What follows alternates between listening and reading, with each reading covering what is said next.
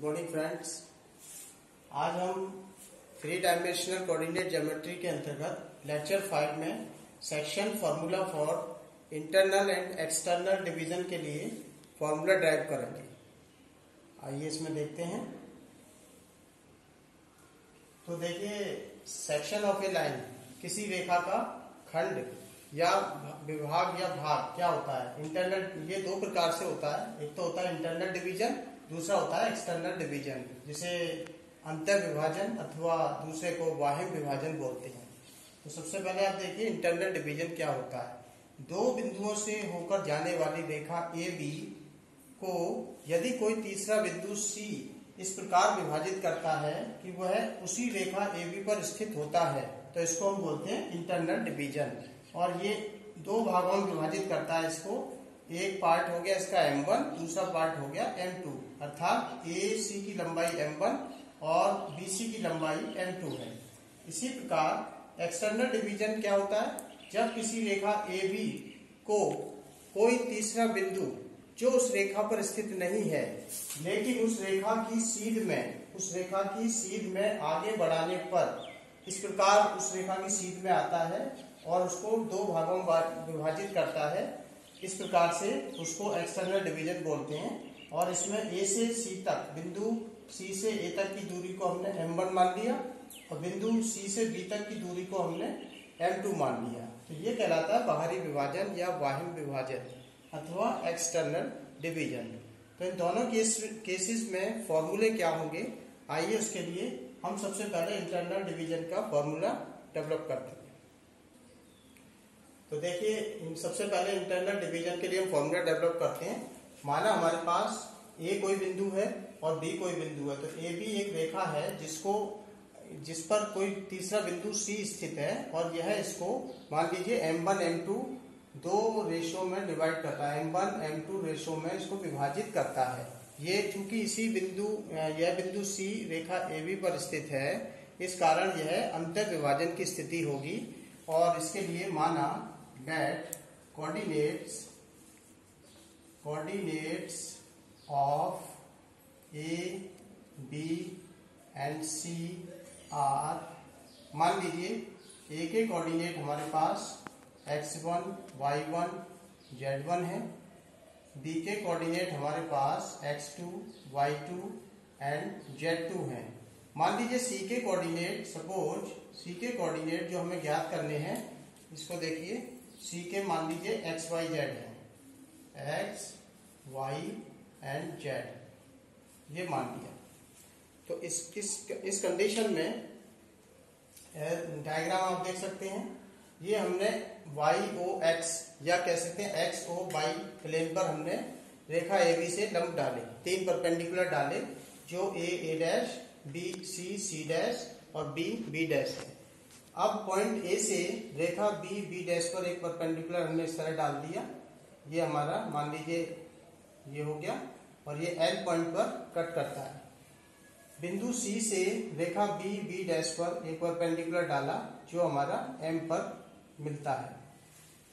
तो आप देखते हैं ये दोनों ट्रायंगल ACL और ट्रायंगल CBM दोनों सिमिलर हैं।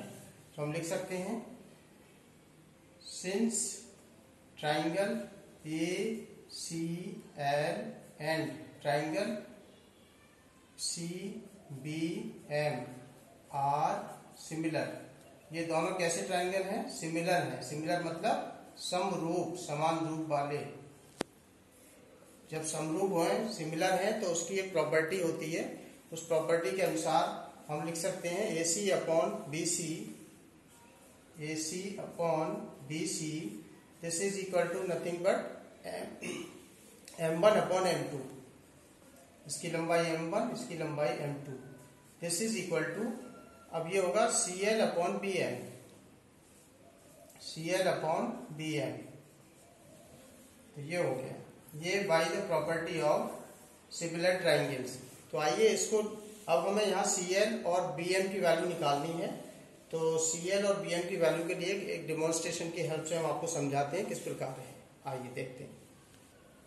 देखिए, स्पेस में आप देख सकते हैं, माना ये कोई रेखा AB है, दिखाई दे रहा है, ये पॉइंट A है, ये पॉइंट B है और इस रेखा को कोई तीसरा बिंदु C M1 और M2 रेशो में डिवाइड करता है।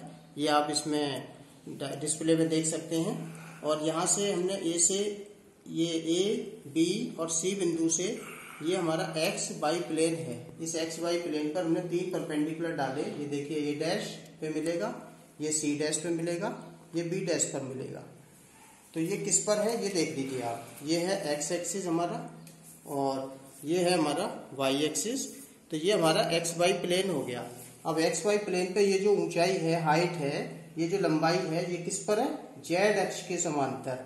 जेड अक्ष के समांतर एलोंग होने की वजह से हमें यहाँ कौन सा कोऑर्डिनेट मिलेगा, ध्यान दीजिए, आप इसको समझ सकते हैं। ये एक्स वाई समतल पर जब कोई समतल अथवा कोई रेखा है और इस तरह से ऊपर उठती चली जाएगी तो ये बिंदु सी पर आएगी। सी पर आने का मतलब ये है कि यहाँ से यहाँ तक इसने जेड दूरी तय की। तो इट मीन्स यहाँ हमें जेड कोऑर्डिनेट मिलेगा, सी का जेड कोऑर्डिनेट। अब आप देख सकते हैं ये दूरी कितनी है यहाँ तक, ये x1 y1 z1 की वजह से ये z1 हो गई। तो ये z1 इसके बराबर हो गई L पॉइंट तक।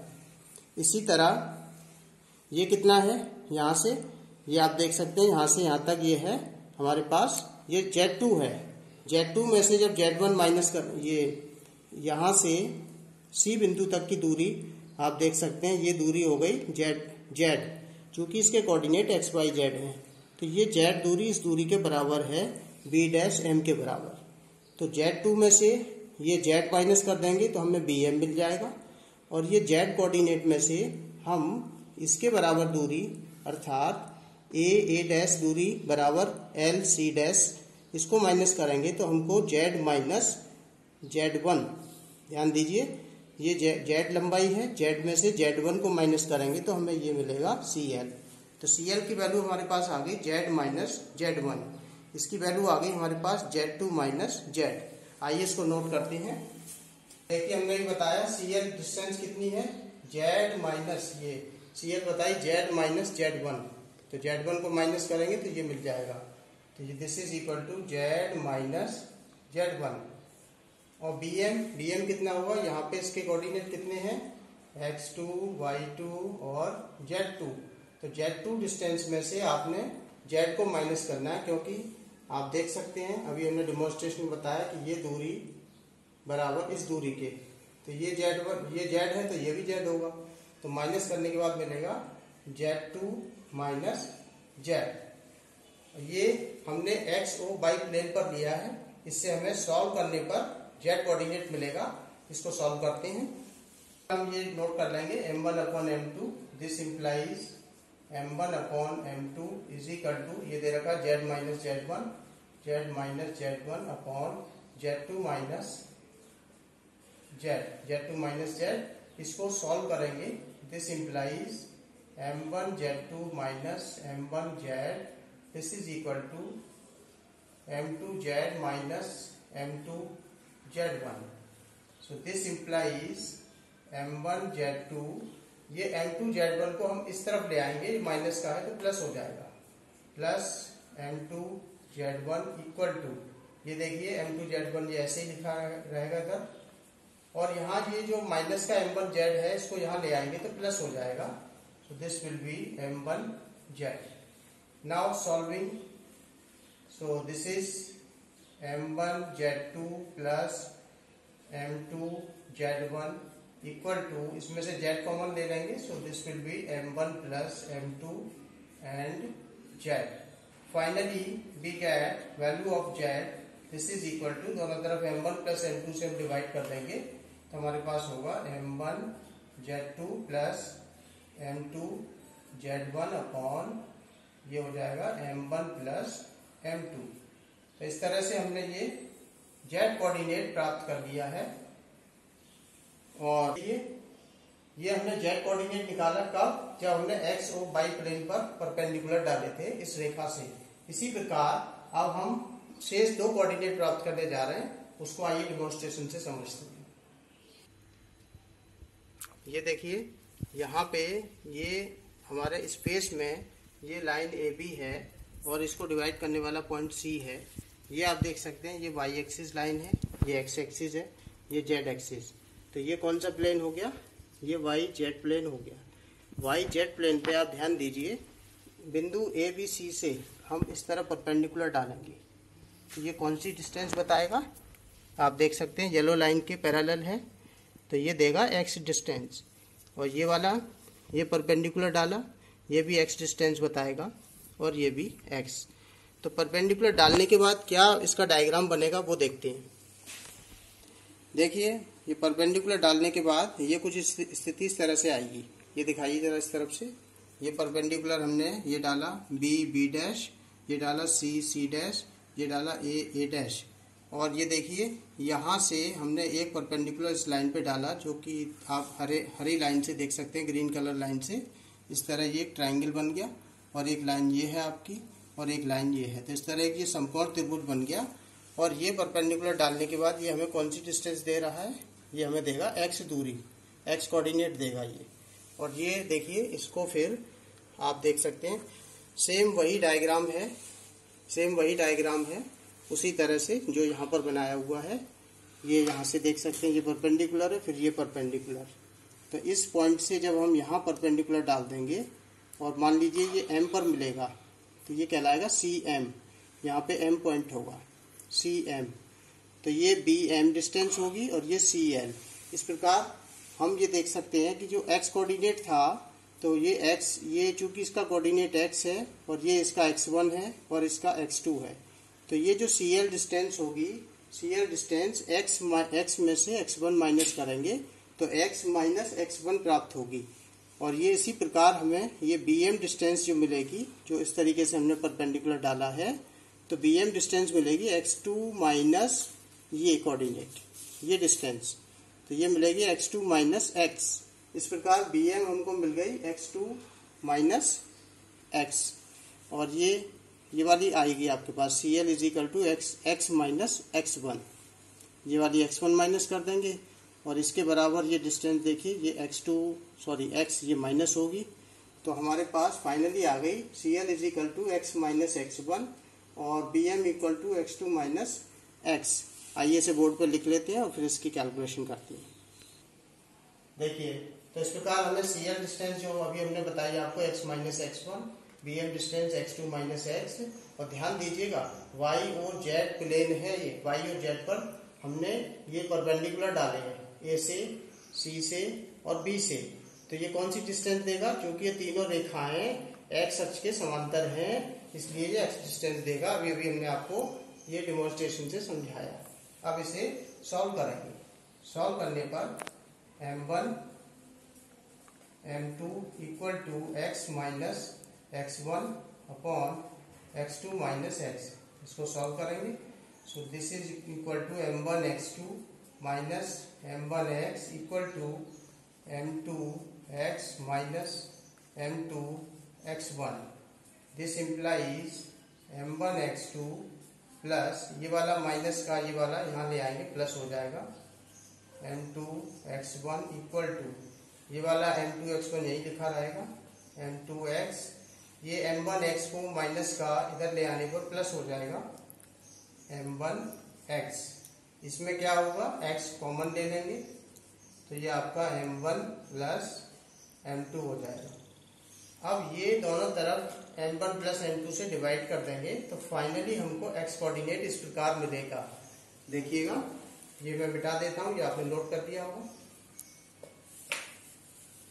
अब इससे हमें फाइनली x कोऑर्डिनेट मिल जाएगा। देखिए शेष भाग मैं ऊपर लिख दे रहा हूँ इसका शेष भाग। तो ये x m1 प्लस m2 से डिवाइड करेंगे इसको, तो x coordinate will be m1 x2 plus m2 x1 upon m1 plus m2। ये मिल गया हमें x कोऑर्डिनेट और इसको अब मिटा देंगे। इसी प्रकार ध्यान दीजिए ए बी सी से हम जेड ओ एक्स प्लेन पर जब परपेंडिकुलर डालेंगे तो हमको वाई कोऑर्डिनेट सिमिलरली इसी प्रकार मिल जाएगा, जिसे हम डायरेक्ट लिख सकते हैं y equal to m1 y2 plus m2 y1 upon m1 plus m2। Z coordinate हम पहले ही निकाल चुके हैं। इस प्रकार फाइनली सी के therefore coordinates of C x y z are given by, यहाँ लिख सकते हैं m1x2 plus m2x1 upon m1 plus m2, ये x कोऑर्डिनेट लिख दिया। इसी प्रकार मैं यहाँ y कोऑर्डिनेट लिख दूंगा, ये m1 y2 plus m2 y1 upon m1 plus m2। इसी प्रकार z लिख दूंगा m1 z2 plus m2 z1 upon ये m1 प्लस m2। तो हमारे पास फाइनली ये इंटरनल डिवीजन की स्थिति में विभाजन बिंदु C के निर्देशांक इस प्रकार ये प्राप्त हो गए। इसी प्रकार नेक्स्ट आते हैं व्हाट अबाउट एक्सटर्नल डिवीजन। तो ये देखिए सेकंड केस हमारा coordinates of C in case of external division. तो फॉर एक्सटर्नल डिवीजन मान लीजिए ये हमारा कोई AB लाइन है जिसके कोऑर्डिनेट A के हमारे पास x1 y1 z1, B के कोऑर्डिनेट x2 y2 z2 और विभाजन बिंदु C के कोऑर्डिनेट्स हमने अपनी मान लिए x y z। तो ध्यान देने योग्य बात यह है कि ये जो A से C तक की दूरी है, ये जो C जो है बाहरी बिंदु है AB रेखा की दिशा में, तो A से C तक की दूरी को हमने m1 मान लिया और B से C तक की दूरी को m2 मान लिया। इसमें करते क्या है कि m1 और m2 में से किसी एक को नेगेटिव कर लेते हैं, नेगेटिव मान लेते हैं। तो इसमें मान लीजिए let us assume m2 is negative. मान लीजिए m2 हमारा नेगेटिव है।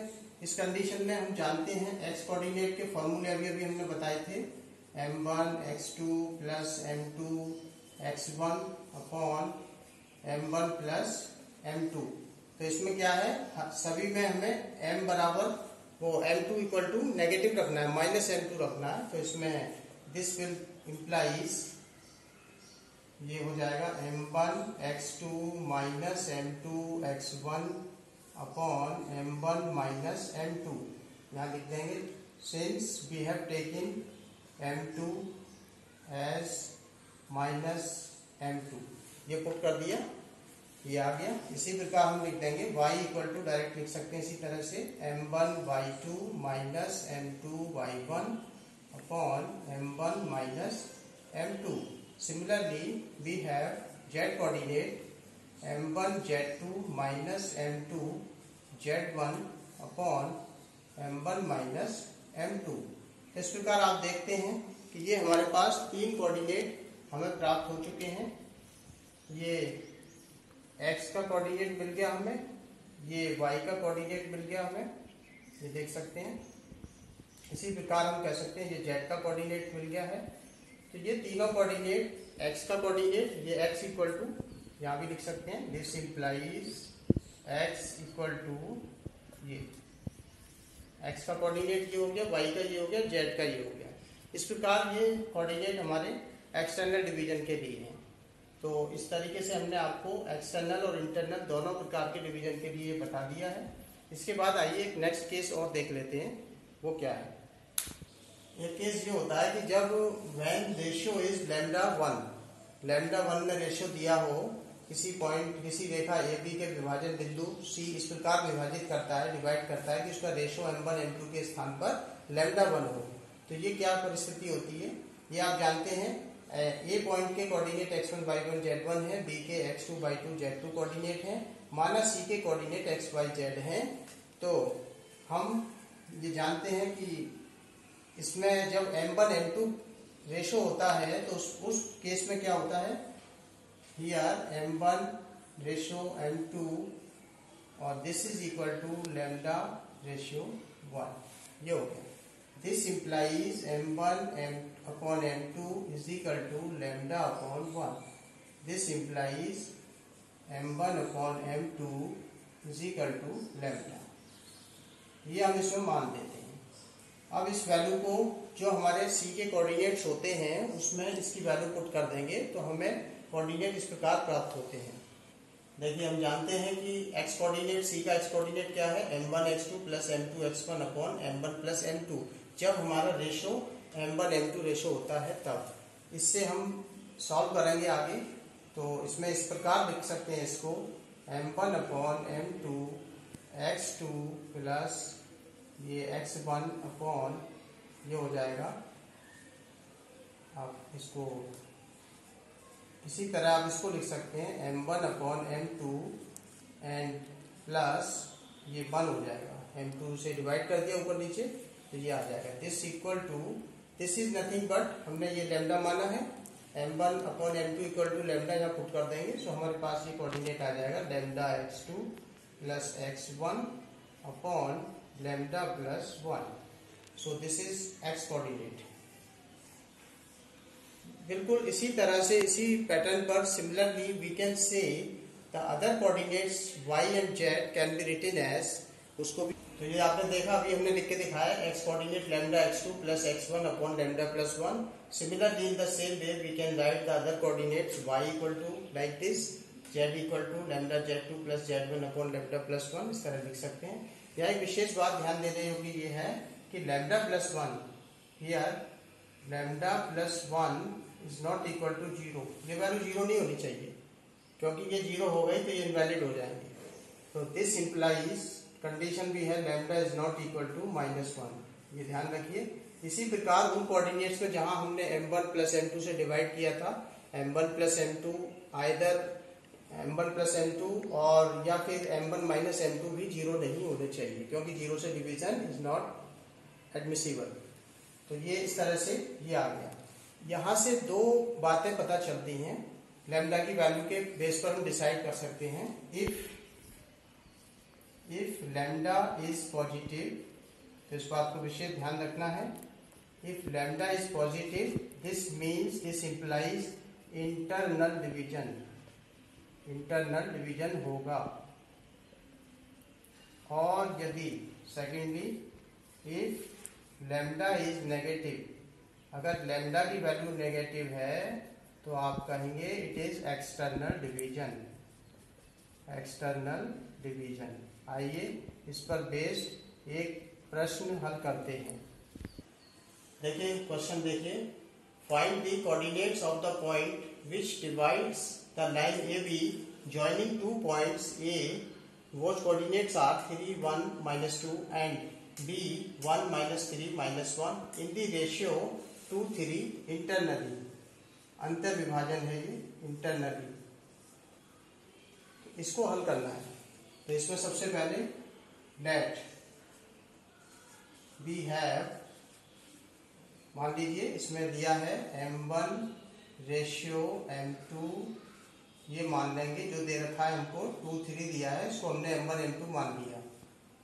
This implies m1 equal to 2 and m2 equal to 3, ये वैल्यू हमें m1 m2 की मिली। And we have coordinates of a 3 1 -2 and coordinates of b are 1 -3 and -1।